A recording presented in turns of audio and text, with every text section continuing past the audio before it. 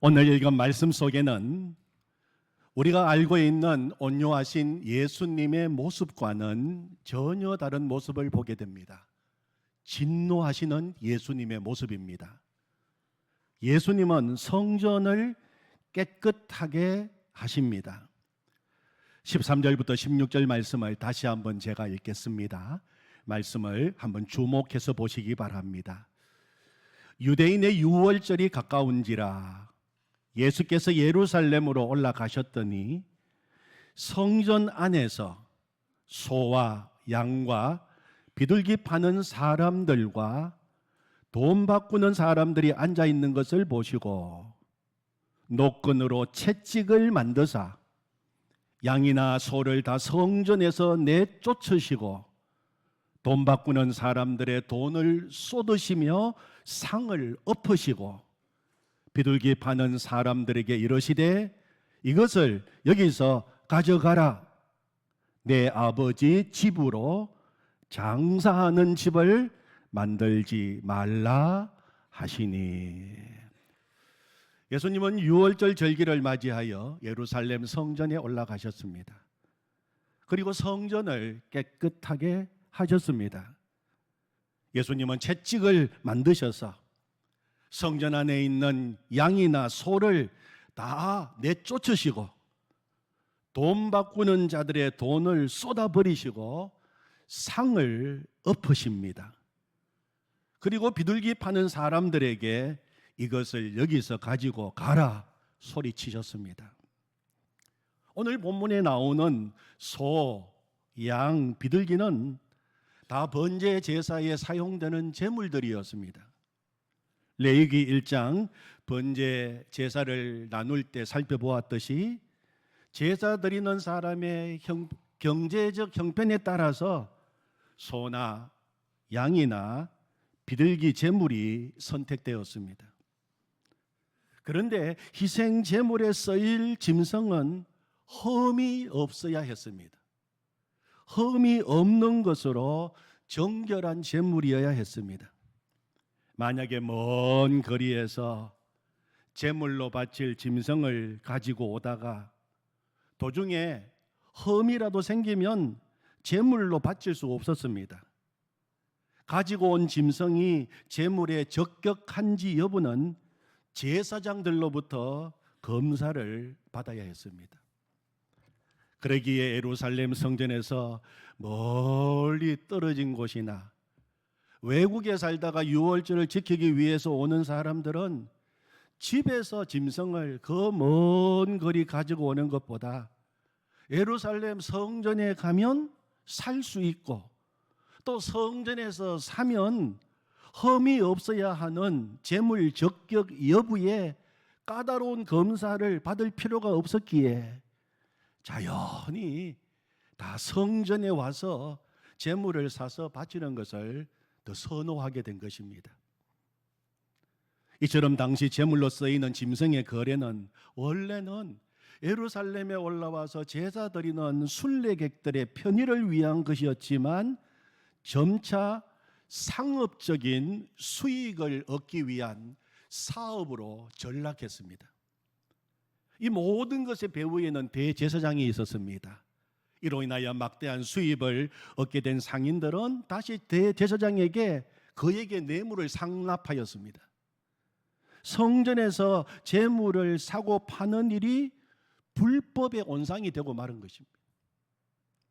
거기에다 돈을 바꾸어 주는 환전상도 있었어요. 당시 율법에 의하면 20세 이상 유대인들 그리고 유대교로 종교한 이방인들은 성전에 와서 반세겔의 속전을 바치게 되어 있었습니다. 일종의 종교세였습니다.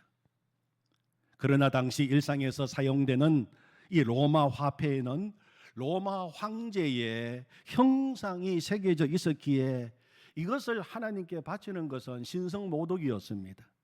그래서 사람들은 유대 전통 화폐인 세겔로 바꾸어서 성전에 바쳤습니다. 그 환정상들이 예루살렘 성전에 상을 펴놓고 환전을 해주고 있었던 것입니다.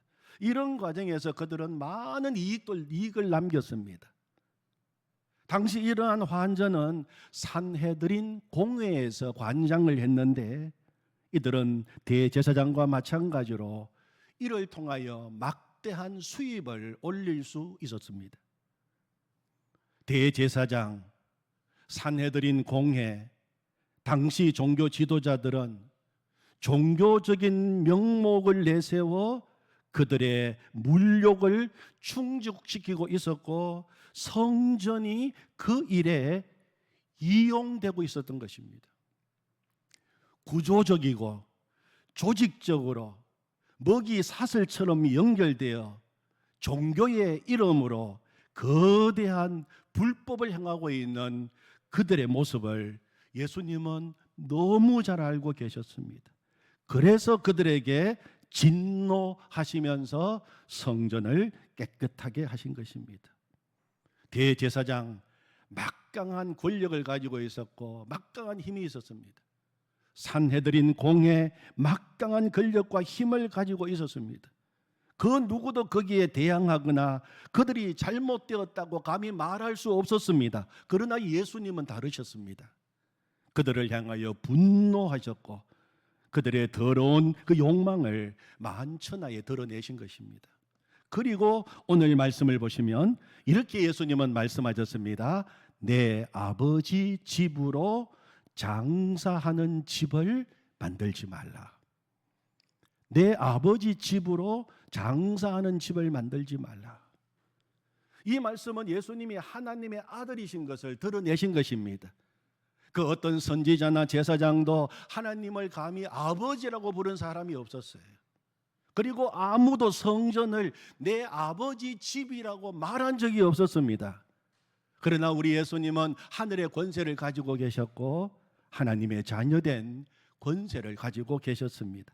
그래서 하나님을 향하여 아버지라고 부르셨고 무엇보다도 성전을 내 아버지 집이라고 부르신 것입니다.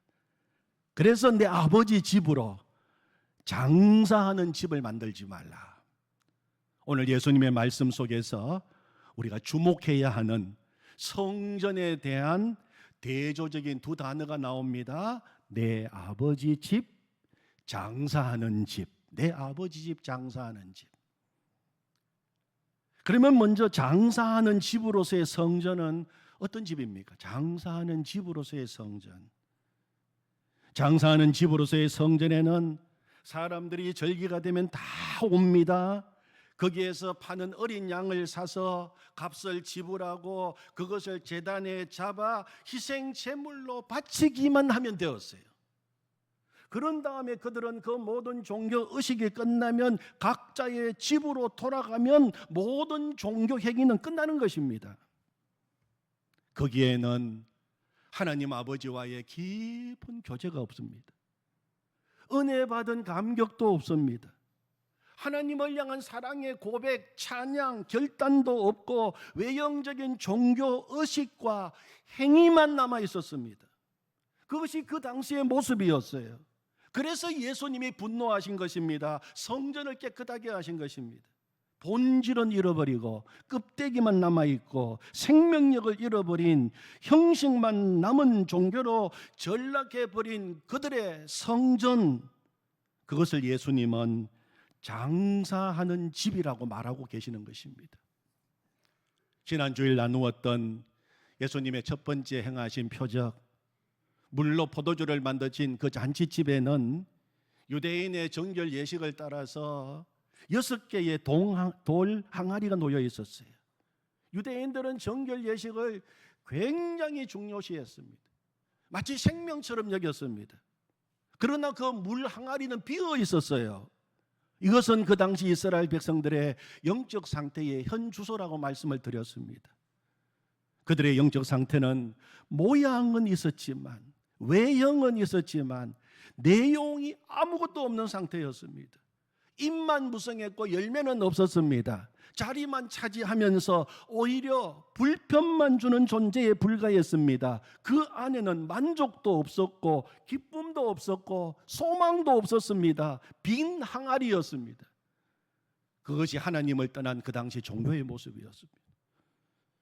그래서 예수님은 첫 번째 이적을 행하시면서 그 항아리에 물을 채우라 말씀하시고 그 물을 포도주가 되게 하신 것입니다. 그리고 생명과 기쁨을 회복시켜 주셨습니다. 장사하는 집이 되어버린 성전을 내 아버지의 집으로 정결하게 만드신 오늘 사건은 물로 포도주를 만든 사건과 다르지 않습니다. 자, 그러면은 내 아버지의 집으로서의 성전은 어떤 집입니까? 내 아버지의 집으로서의 성전, 그곳에는 참된 안식이 있습니다. 만족이 있습니다. 기쁨이 있습니다. 내 아버지의 집에는 생명이 있습니다. 아버지와의 깊은 교제가 있습니다. 아버지와 하나가 되는 영적 깊은 교제. 그래서 아버지로부터 오는 위로와 평안을 깊이 경험합니다. 지친 내 영혼이 아버지의 품 안에 안기어서 아버지가 주시는 위로로 그 상처가 회복되고 새 힘을 얻게 됩니다. 또한 아버지 집에는 형제 간에 참된 사랑이 있습니다. 서로의 아픔을 나누고 보듬어주고 이해하고 격려하고 용납하는 사랑의 공동체입니다. 거리감이 있고 상업적인 관계로 만나는 만남이 아니라 서로 흥정하고 계산하며 만나는 관계가 아니라 서로 용서하고 안아줍니다. 아픈 형제를 보면 너만 아프냐 나도 아프다가 아니라 너도 아프구나 나도 아프다. 아픔을 같이 공감하면서 서로 그 아픔을 나누게 되는 것입니다. 내 아버지 집으로서의 성전에는 하나님 아버지와 그 자녀가 만나는 기쁨이 있고 서로가 형제가 되고 가족이 된 기쁨을 누리게 되는 것입니다. 거기에는 참된 평안, 안식과 기쁨이 있는 것입니다. 내 아버지 집 성전, 거기에서 우리는 이렇게 함께 찬양을 부르게 되는 것입니다. 내 영혼에 걷기 깊은 데서 맑은 가락이 울려 나네 하늘 곡조가 언제나 흘러나와 내 영혼을 고이 산에 같이 찬양합니다. 평화로다 하늘 위에서 내려오네 그 사랑의 물결이 영원토록 내 영혼을 덮으소서 내 영혼에 평화가 넘쳐나는 주의 금복을 받음이라 내가 주야로 주님과 함께 있어 내 영혼이 편히 쉬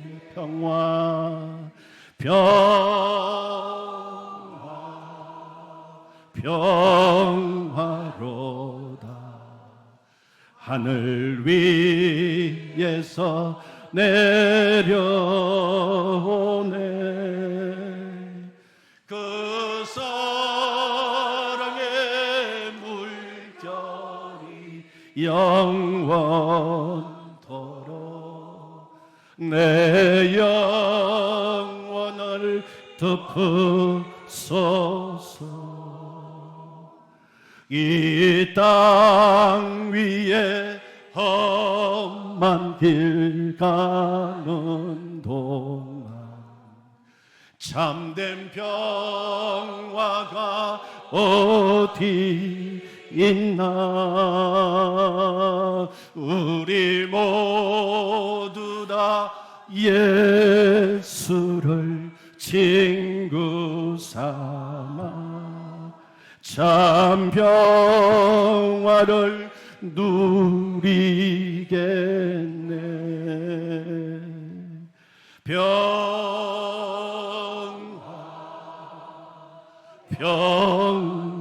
평화로다. 하늘 위에서 내려오네. 그 사랑의 물결이 영원토록 내 영혼을 덮으소서.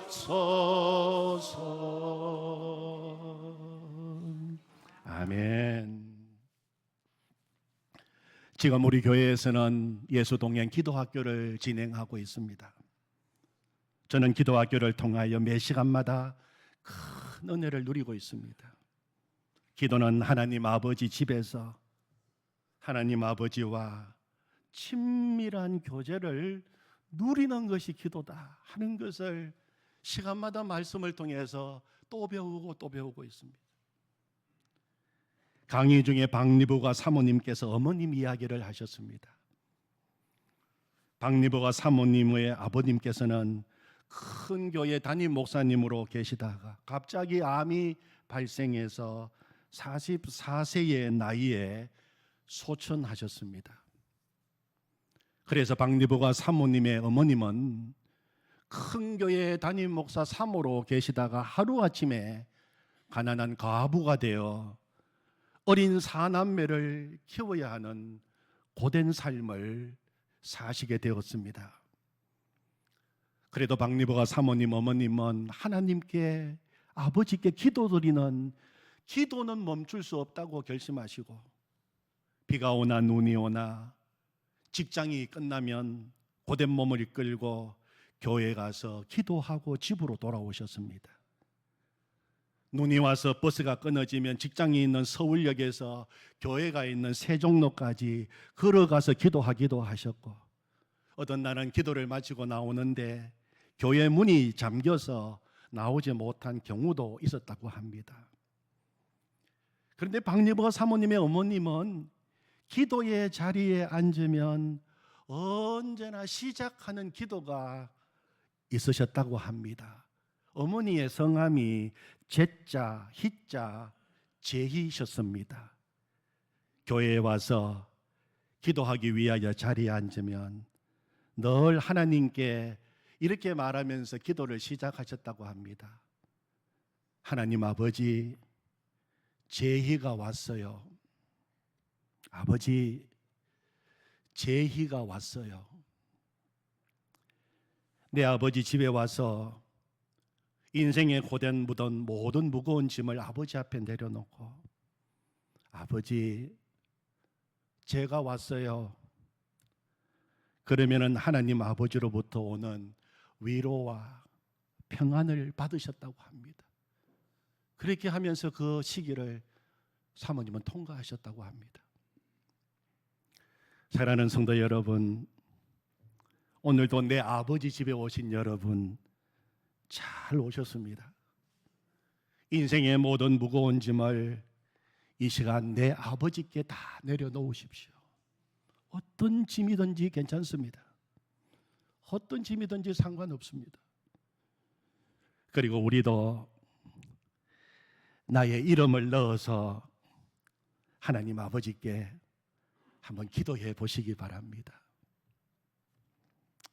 하나님 아버지, 화수비가 왔어요. 하나님 아버지, 화시비가 왔어요.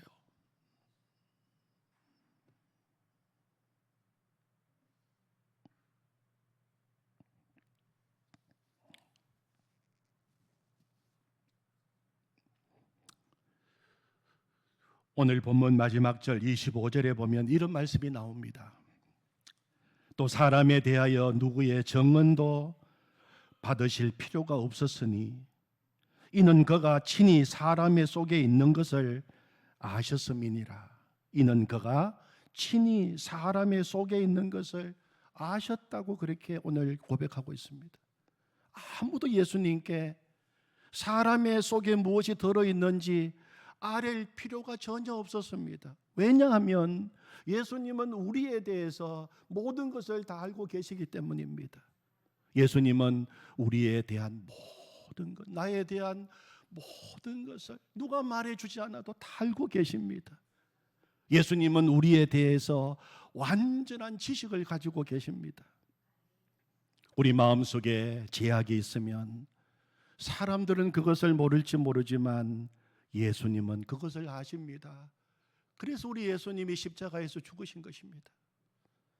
우리의 가슴 속에 무거운 짐이 있고 슬픔이 있으면 예수님은 아십니다. 아시고 돌보아 주십니다. 인생의 짐이 무거워 내리누를 때 예수님은 아시고 우리가 주님께 그 짐을 맡기기를 원하십니다. 성전을 깨끗하게 하시며 내 아버지 집을 장사하는 집으로 만들지 말라 하신 능력의 예수님은 성전을 깨끗하게 하신 그 손으로 우리를 안아주십니다. 우리가 주님을 부르기만 하면 말입니다. 저는 지난 주간 한 주간 내내 누림이라고 하는 단어를 계속 묵상했습니다. 기도학교 교재 기도를 송두리째 바꾸신 예수 그리스도 그 책을 읽으면서 그 책에 나오는 구절이 저에게 깊은 깨달음을 주었습니다. 그것을 나누면서 말씀을 마치려고 합니다. 복음에는 세 가지 고리가 있습니다. 중요한 고리입니다. 복음의 세 가지 고리란 진리, 누림, 그리고 사명을 말합니다. 진리, 누림, 사명을 말합니다. 복음의 내용이 되는 진리와 진리를 깨닫고 실제로 누리는 삶과 그 진리를 증거하는 사명입니다. 진리와 누림과 사명 이 세 가지는 복음에서 뗄 수 없는 필수 요소입니다. 구원으로 인하여 우리의 존재가 완전히 바뀌었는데도 우리의 삶에 변화가 없고 기쁨이 없는 이유는 하나도 빠짐이 없이 있어야 하는 이 세 요소에서 빠진 부분이 생겼기 때문입니다. 안타깝게도 많은 성도들에게 두 번째 고리 누림이 빠져 있어요. 이 누림이 빠져 있습니다. 많은 성도들이 진리를 깨닫고 진리를 붙들고 곧바로 사명으로 달려갑니다. 누림이 없이 사명을 감당하려고 하니까 들은 것은 복음이지만 삶은 율법이 되는 것입니다. 예를 들어 보겠습니다. 우리가 하나님은 용서의 하나님이시다는 복음을 듣고 그 말씀을 진리로 붙잡아서 하나님은 용서의 하나님이십니다. 그리고 그 진리를 일상에서 누립니다. 매일 잠자리에 들 때마다 하나님 나 같은 사람을 용서해 주셔서 감사합니다. 아침에 눈을 뜨면서 내가 어떤 죄인이었는데 구원을 받았는지, 어떤 죄를 지었는데 용서를 받았는지 그 용서의 감격을 누리면서 하루를 시작합니다. 그러면은 삶의 현장에서 어렵게 하는 사람들, 또 상처를 주는 사람들을 만나게 될 때 이미 받은 용서의 그 누림이, 그 감격이 너무 크기 때문에 그 사람을 용서할 수 있게 되는 것입니다. 그런데 어느 순간에 용서받은 누림이 사라지고 용서받은 감격이 사라지고 용서의 하나님 그저 들은 말로 남아있다면 용서는 해야 할 의무가 되어버립니다. 내가 누리는 용서의 감격은 빠진 채 용서해야 한다는 당위성만 남게 되니 율법적으로 하나님은 용서의 하나님이시다. 그러므로 우리는 오늘도 용서해야 된다. 이렇게 되는 것입니다. 하나님은 사랑의 하나님이시다. 진리를 붙잡고 붙들었어요. 그리고 실제로 내가 그 하나님의 사랑을 매일매일 또 누리고 또 누린다면 그 사랑의 교제 속에서 얻은 행복 때문에 다른 사람을 사랑할 수 있는 힘이 생기게 되는 것입니다. 그런데 그 누림이 없어요. 정말 하나님은 사랑이시고 그 사랑이 내 삶 속에 들어와서 그것이 나에게 누림이 되어야 되는데 누림이 없으면 사랑은 해야 할 의무가 되어버립니다. 하나님은 율법적으로 사랑이십니다. 그러므로 우리는 사랑해야 한다. 이렇게 되어버리는 것입니다. 들어도 감격이 되는 사랑이라는 단어를 들었는데 또 사랑이야 이런 반응이 나오게 되는 것입니다. 누림이 빠지면 생명의 복음을 들었는데도 내 삶을 통해서는 생명 없는 율법이 나오게 되는 것입니다. 에레미야 선지자는 눈물의 선지자, 사랑의 선지자입니다. 그가 아무리 외쳐도 도무지 변하지 않는 도리어 도전하고 공격하는 이스라엘 백성들을 향하여 그는 어떻게 수십 년 동안 한결같이 눈물로 하나님의 사랑으로 또 그는 말씀을 외칠 수 있었을까요? 그 비결이 에레미야가 3장 20절 23절 말씀에 있습니다. 내 마음이 그것을 기억하고 내가 낙심이 되오나 현실은 낙심입니다. 현실은 절망입니다. 희망이 보이지 않습니다. 이것을 내가 내 마음에 두었더니 그것이 오히려 나의 소망이 되었사오면 여호와의 인자와 긍휼이 무궁하심으로 우리가 진멸되지 아니함이니이다. 이것들이 아침마다 새로우니 주의 성실하심이 크시도소이다. 에레미야 선지자는 하나님의 사랑, 하나님의 인자하심, 하나님의 인자와 긍휼 그 성실하심을 아침마다 누렸어요. 아침마다 누렸어요.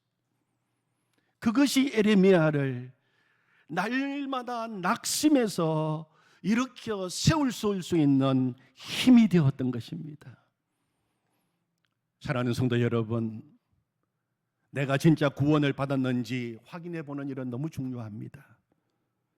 그러나 영적으로 메마르고 삶이 무너질 때마다 매번 내가 구원받았나 못 받았나 그것을 의심하고 구원의 여부가 흔들리고 구원의 문제로 돌아갈 것이 아니라 진짜 내가 구원받았다면 그때 우리가 살펴보아야 할 것은 내 삶이 메마르고 삶이 무너질 때 나는 진리를 누리고 있는 두 번째 고리 누림으로 돌아가야 돼요.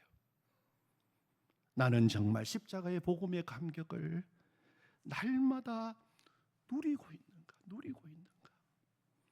여기에 문제가 없는지를 우리는 점검해 봐야 되는 것입니다. 누림은 매일매일 예수님과 동행하는 것입니다. 우리가 24시간 예수님과 행복한 동행을 강조하는 것은 매일매일 복음의 기쁨, 예수님의 사랑, 예수님의 용서, 그 기쁨을 주 안에서 누리자는 것입니다. 사랑하는 성도 여러분, 우리의 신앙은 장사하는 집에서 내 아버지 집으로 돌아가야 합니다. 그것이 날마다 하나님의 은혜를 누리며 사는 데서 나오는 것입니다. 오늘도 아버지 집에서 은혜를 마음껏 누리시기를 축원합니다. 아멘. 하나님 아버지, 오늘도 아버지 집에 왔습니다. 하나님 아버지 집에서 아버지 주시는 그 사랑, 그 은혜, 그 놀라우신 기쁨을 마음껏 이 시간 누리게 해 주시옵소서. 그 기쁨을 마음껏 누리고 이제 우리가 사명의 자리로 나가게 해 주시옵소서. 하나님, 우리의 신앙이 어느덧 나도 모르는 사이에 장사하는 집이 되어버릴 줄은 알았습니까? 장사하는 집에서 아버지의 집으로 다시 돌아가게 하여 주시옵소서. 예수님의 이름으로 기도하옵나이다. 아멘.